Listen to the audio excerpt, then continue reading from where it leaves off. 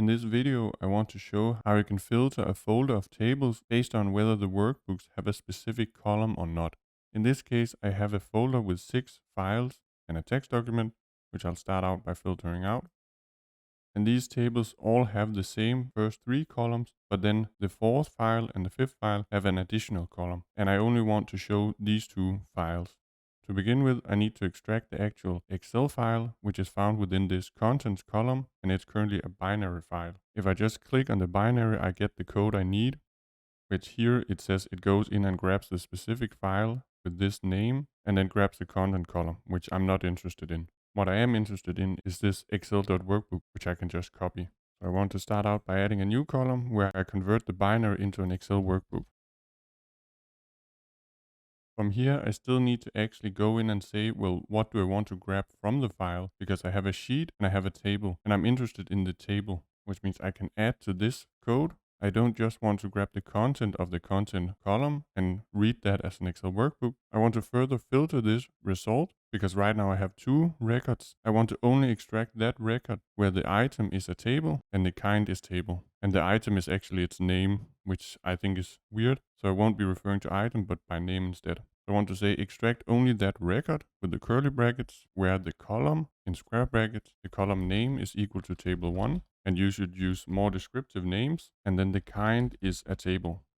And this will give me a record, which is then the information for that specific table, which still isn't what I want. I want to grab the data within the data column, which I can then say, now I've extracted the record. Then I say from this record, I want to extract data. Now I have my table, and now I can show I have 3 columns, which are seen in all of the files. But then in the 4th and 5th file, I also have a duration. And ignore that it tries to make this a date. It's because it takes 5 minutes, but it converts this into a date time. But I only want to see these 2 files because they have this duration column. And I can do this in 2 ways. So I'll make 2 solutions. And I'll start out with the one I think is worst because it has an extra step. And also because this ListContains function can be a bit wonky to wrap your head around. To begin with, I want to convert this table, this column names, into a list, which I can do by adding a new column using the convenient function called ColumnNames, which says what table am I acting upon? Well, that's called workbook.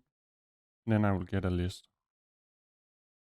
I can then add an extra column asking, does this list include the duration column, where I'll use the ListContains function, which is functionally the same as the in operator in something like SQL, which is saying, what is my list? That is the value I have in column names. And what is my value? That is, what am I trying to find within the list, which is called duration. And you could pass in a list or use the list contains any and all to make things more complicated or have more variability, but I don't care about that. I only want those columns with this specific one value, which then returns false or true. And I can then add a filter to say I only want those with those words true. And from there on, it's not that exciting. I can say this column has my table, and then I want to keep the name of the file and then delete everything else. And then like normal, we extract with this double-headed arrow thing.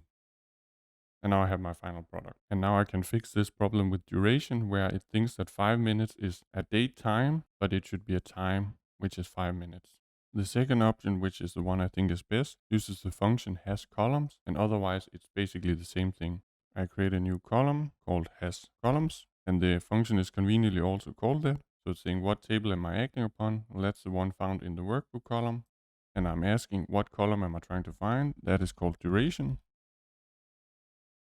And then this will also give me true and false, which means I don't have to do that extra step. I can just go and say true, and as before, workbook and column name, and then extract.